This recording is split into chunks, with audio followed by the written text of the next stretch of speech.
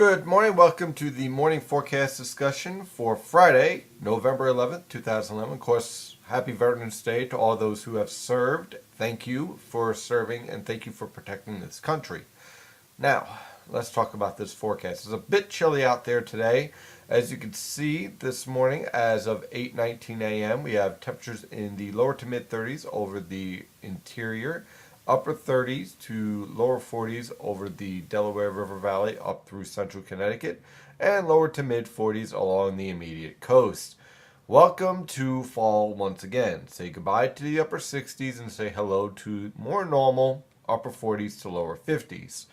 Of course, with this type of pattern developing that I'll show in just a few minutes, we're going to have a lot of volatility with these temperatures, but overall we're heading towards a cooler weather pattern. So get used to these temperatures. I hope you didn't get too used to the 60s and even a few lower 70s that did develop.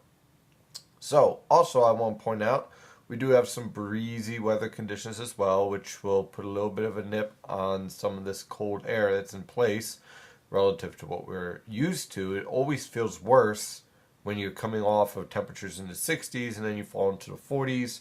With a little bit of a breeze, feels about 30 degrees colder. Not fun at all. Now, why is it windy? Well, you see this pressure gradient here? This pressure gradient, which will slowly give way, is allowing some of this air to mix down from the mid-levels of the atmosphere where we have a strong jet streak. And basically that's allowing winds from the west and northwest to range anywhere from 10 to 15 miles per hour with some gusts up to 25 miles per hour at times, especially along the immediate coast. This is not going to be a all-day event at all. These winds will slacken off as this high pressure system continues to build in, but it will be breezy this morning. As you can see on the infrared satellite picture, our cold front's moving off the coast.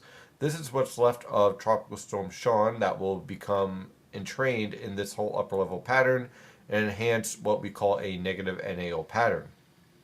Meanwhile, high pressure that is currently centered over the southern plains will take full control of the eastern United States for this weekend, providing beautiful weather conditions and near normal temperatures. So overall, it's still not a bad. We've been looking out really much for the most part for many of the weekends this fall, with the exception of a Halloween weekend where we did have some snow. That's right, snow on October 29th. But otherwise, we've been pretty much doing pretty good with the weather conditions on the weekends. And that's going to continue on for this coming weekend. Now, let's take a look at the model guidance. I'm using the GFS model guidance. Now, there's going to come a point towards the middle of this coming week where there's going to be some differences between this model guidance and the European model guidance. I'll explain in just a moment why I'm going with the GFS. So as you can see, over the next several days, high pressure will be in control. Let's just refresh this for a minute. I apologize. There we go. All right. So, as I was saying, high pressure will be in control. We will be under the influence of very pleasant weather conditions. Continue on through the weekend. As you can see, all this dry air means, that's right, no clouds, no threat of rain, nothing. Beautiful weekend setting up.